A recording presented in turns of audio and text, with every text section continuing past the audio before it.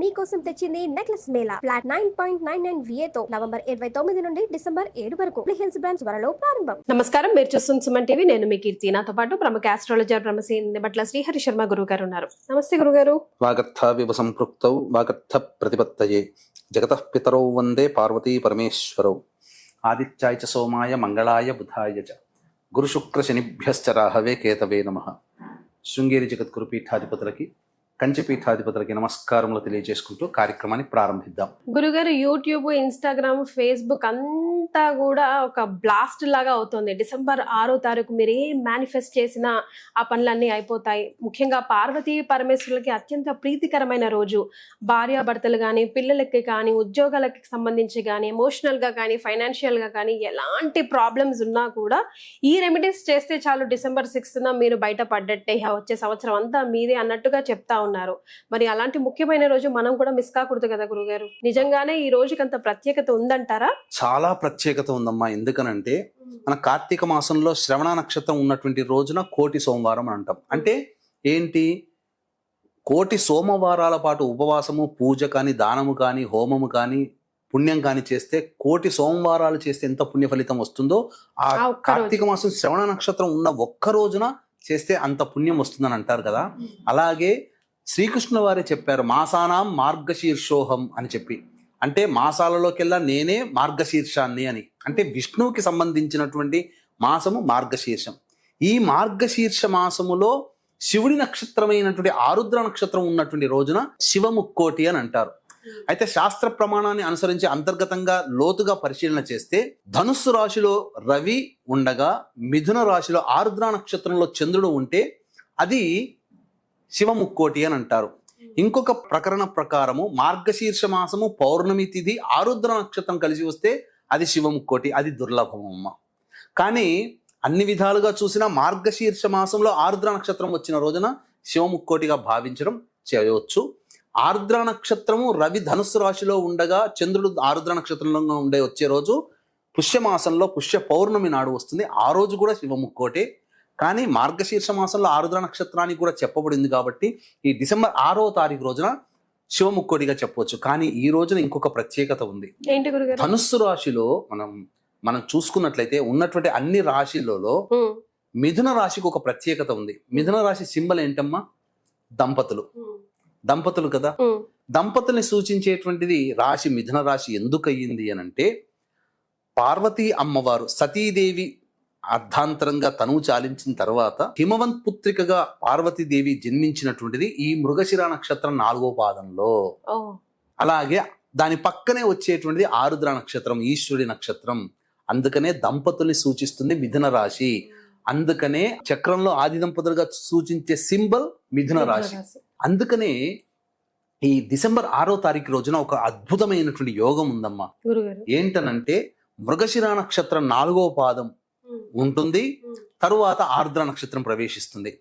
కాబట్టి మృగశిర నక్షత్రం 8:50 వరకు ఉందంటే దానిపైన 6 గంటలు అంటే సాక్షాత్తు దాదాపుగా 2 గంటల నుంచి మీరు ప్రారంభించుకుంటే 2:50 నుంచి ప్రారంభిస్తే 3:50, 4:50, 5:50, 6:50, 7:50, 8:50 అంటే దాదాపుగా బ్రహ్మ ముహూర్త కాలములో ఈ యొక్క మృగశిర నక్షత్రం 4వ పాదం ఉంటుంది. 8:50 వరకు ఉంటుంది. తదనంతరం ఆర్ద్ర నక్షత్రం ప్రవేశం చేస్తుంది. కాబట్టి పార్వతీ పరమేశ్వరుల యొక్క దివ్య అనుగ్రహాన్ని ఏకకాలంలో పొందే రోజు ఈ ఒక్క రోజు అని చెప్పవచ్చు. ఇటువంటి రోజు మళ్ళీ మిస్ చేసుకున్నామా మళ్ళీ రాదు. కాబట్టి ఈ రోజున స్త్రీపరమైనటువంటి వైధవ్య దోషాలు కలిగినటువంటి వాళ్ళు, అపమృత్యు భయ దోషాలు ఉన్నటువంటి వాళ్ళు, ఆర్థికపరమైనటువంటి ఇబ్బందుల్లో ఉన్నటువంటి వాళ్ళు, వివాహపరమైనటువంటి దోషాలు ఉన్నాయి, ఇంకా వివాహ ప్రయత్నాల్లో ఆటంకాలు ఎదురవుతున్నాయి అనుకునేటువంటి వాళ్ళు, మరీ ముఖ్యంగా శివాజ్ఞ లేనిది చీమైన కుట్టదు. కాబట్టి పరమేశ్వరుడికి అత్యంత ప్రీతికరమైనటువంటి ఆరుద్ర నక్షత్రం కలిసి ఉన్నటువంటి రోజైన ఈ మార్గశీర్ష మాసంలో చేసేటువంటి చిన్న పరిహారము అద్భుతంగా వాళ్ళ యొక్క జీవితంలో కొంత మార్పు మాత్రం ఖచ్చితంగా వస్తుంది. పుణ్య రాశి పెరుగుతుంది. అనుకున్న పనులన్నీ అచిర కాలంలోనే నెరవేరుతాయి. అంతేకాకుండా దీనికి ఒక ప్రత్యేకత కూడా ఈ రోజుకుందమ్మా. అద్భుతమైన యోగం ఉంది. కొన్ని పరిహారాలు, చాలా చిన్న పరిహారాలు, వాళ్ళు చేసుకోగలిగే పరిహారాలు మనం చెప్దాం. వీక్షించేటువంటి సుమ టీవీ ప్రేక్షకుల గమనిక, డిసెంబర్ 19వ తారీఖు రోజున అమావాస్య శుక్రవారము జ్యేష్ఠ నక్షత్రంతో కలిసి వచ్చినటువంటి రోజున ఇది చాలా అద్భుతమైనటువంటిది. సకల దారిద్ర్య దోషాలు తొలగిపోయేటువంటిది, ఆర్థిక బాధలు తొలగిపోయే అద్భుతమైనటువంటి రోజు. అంతేకాకుండా సర్వశత్రు సంహారము, అన్ని రకాలుగా మనుషులని కోరికల్ని నెరవేర్చే పుణ్యతిథి ఈ మార్గశీర్ష అమావాస్య డిసెంబర్ 19వ తారీఖు రోజున. దీన్ని దృష్టిలో పెట్టుకునే సాక్షాత్తు శృంగేరి పీఠాధిపతులు విద్యారణ్య స్వాముల వారు తన స్వహస్తములతో దశమహావిద్యల్లో ఒకటైనటువంటి భువనేశ్వరి అమ్మవారిని ప్రతిష్టాపన చేసి రాయల సామ్రాజ్యాన్ని అప్రతిహతంగా విజయ దుందుబి మోగించినటువంటి ఆయన చేతుల మీదుగా జరిగినటువంటిది. కాబట్టి అటువంటి పుణ్యక్షేత్రమైనటువంటి హంపి క్షేత్రంలో మన పీఠమాధ్వర్యంలో జాతకరీత్యా కలుగురు అన్ని రకాలైనటువంటి దోషాల నివారణకి, శని దోషాల నివారణకి, గురు దోషాల నివారణకి, వివాహ ఉద్యోగ దాంపత్య అనారోగ్య సమస్యల నివారణకి ప్రత్యంగిర హోమము, బగళాముఖి హోమము, వారాహి హోమము, రాజశ్యామల హోమము, మృత్యుంజయ హోమాలు అనేటువంటివి హంపి పీఠంలో వెలసి ఉన్నటువంటి భువనేశ్వరి శక్తి పీఠంలో జరుగుతున్నాయి. అవకాశం ఉన్న వాళ్ళు స్క్రీన్పై కనిపిస్తున్న నెంబర్కి కాంటాక్ట్ చేసి మీ గోత్రనామాదులు నమోదు చేసుకోవచ్చు. ఇక మనం గమనించుకుంటేనమ్మా, ఈ యొక్క మృగశిర నక్షత్రం, ఆరుద్ర నక్షత్రం కలిసి వచ్చింది కదా, పొద్దున్నే ఈ ఒక్కరోజు మాత్రం శక్తి వంచన లేకుండా అందరూ కూడా వీక్షించేటువంటి ప్రేక్షకులు అందరూ కూడా 2 గంటల కల్లా నిద్రలేచి కాలకృత్యాదులు తీర్చుకొని 3 గంటల కల్లా శుచిర్భూతులై తూర్పు ముఖం కానీ ఉత్తర ముఖం కానీ కూర్చొని లలితా సహస్రనామము కానీ లలితా త్రిశతి కానీ పారాయణం చేయండి.